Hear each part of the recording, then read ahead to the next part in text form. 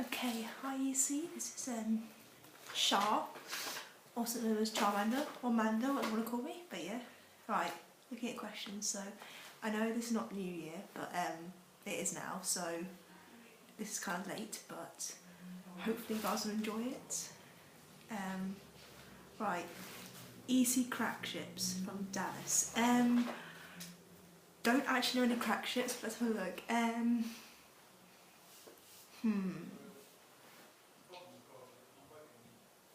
Let's say... that's actually a really tough one, because I actually have no idea on any crack ships or any relationships that are there, as you guys already know. Okay. Well, in terms of my characters,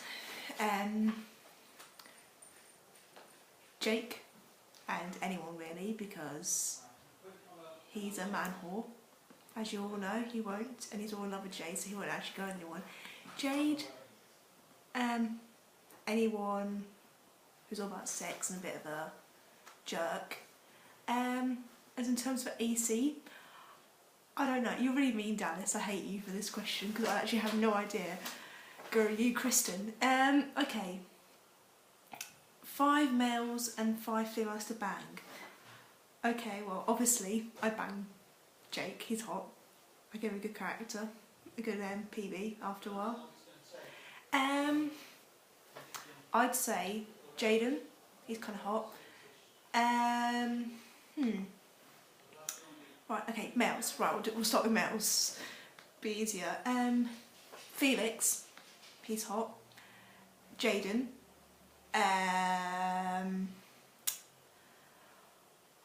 Let's think. Isaac. Ollivander.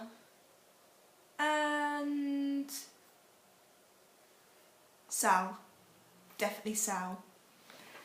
Girls? Britt. Ryland.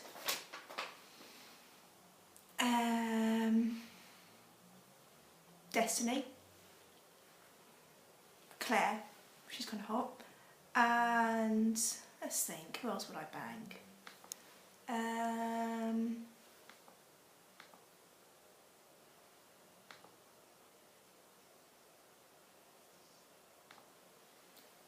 Just got to think of someone else to bang. Maybe Grace. She's kind of hot. Okay, next question. How do you feel about breaking characters such as you did Claire? Do you feel good, terrible, different? Do you think breaking can be used as a good way for character development, or is it just an excuse to be mean?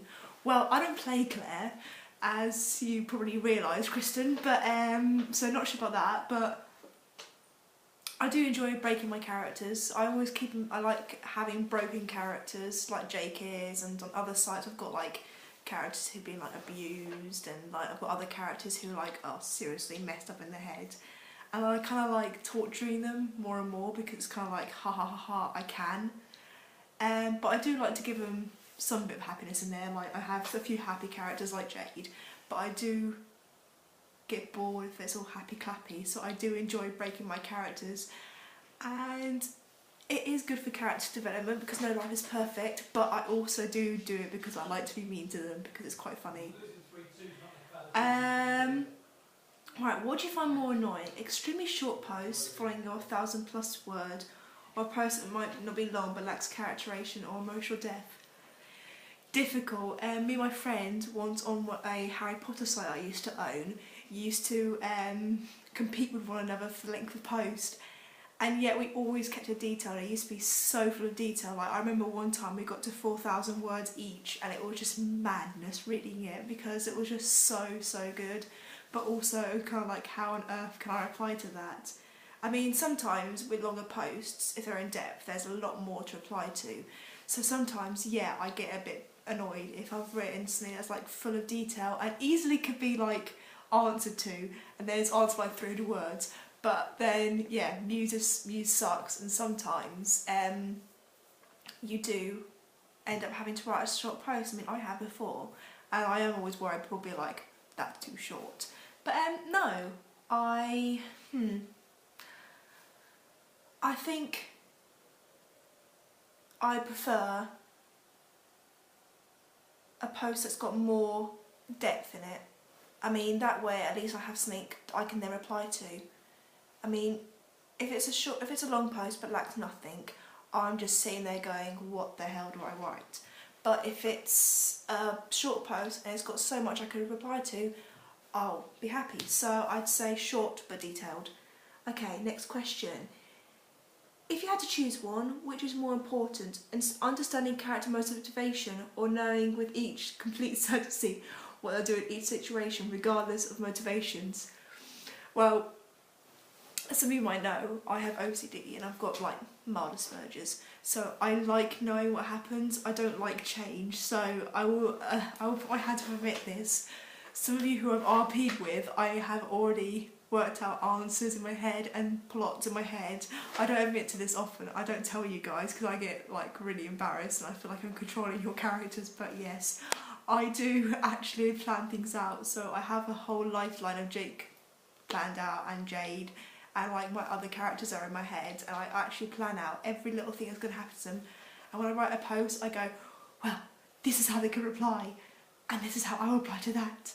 And it kind of goes more and more like that. So like I'll write something like, maybe I'll say something as my character Jake, like he's being a jackass and he says something mean, and then I sort of in my head sort of think about what they'll say, and if they don't say, and then I'll sort of plan out the whole entire post from there, and then I'll also have alternate like answers that they could have, and I plan it all out. And sometimes I admit when it doesn't go what's in my head, I get a bit annoyed because I'm just like, ah!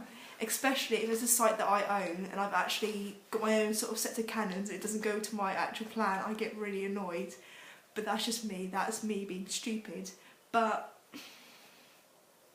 I do think knowing the motivation of your character or another person's character in a post is really important. But I think I'll go for the first one, understanding character motivation rather than what they'll do in each situation, because that makes it sounds weird. Okay, next question. Favourite film genre? I guess I'm really into sci-fi. I'm a bit of a nerd. I like my Star Trek, my Star Wars, my like Iron Man. That's kind of like fantasy sci-fi / superhero. But I also really do like not horrors but thrillers, things that like get you thinking, psychological stuff. But I do like musicals, so I'd have to say, oh, I also like action movies. I love those things. Oh, I'd have to say action, because action encompasses like superhero films, and you could also put like things like Star Trek and Star Wars, and because they're sci-fi action. So I'll say action because I do like things with like guns and something that has a good plot and get you thinking. It's all like, oh, I wish I could do that, but you never would, because like, yeah, I could do that. I'd be like, nah, I can't, because you would go running around with a gun, especially me. You would not want to see me with a gun. Okay, guilty pleasure. I don't know. I can be a bit of a pig when it comes to food, but I'd say my guilty pleasure is something, I don't know, either crisps, because I don't eat them that much actually. I kind of went off them for years, but now that I eat them, I like eat them like crazily. Either that or wagon wheels.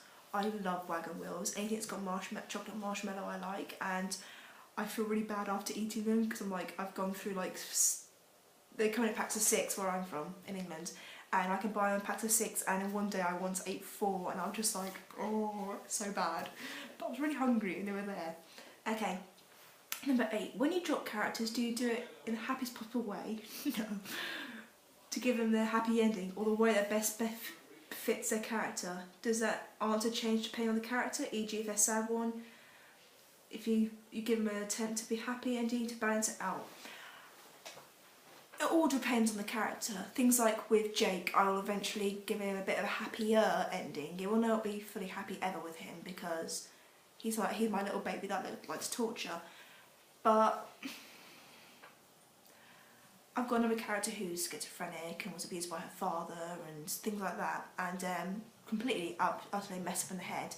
And like she doesn't know love and all that. And then when I eventually went to drop her, I didn't want to give her a full happy ending because she hadn't had the happiest start and it wouldn't be right. She's not got the right mental state, so she wouldn't really be able to have like full happiness really, because those demons will always be there. But I did want to have her find love because she's never known it. So when I eventually stopped writing for her in one site, I did give her love. I did find her someone that actually appreciated her and cared for her and generally understood everything she had been through and was really nice to her. Another character, sort of same character but in Harry Potter universe, because who else would like it? Because everyone loves Harry Potter.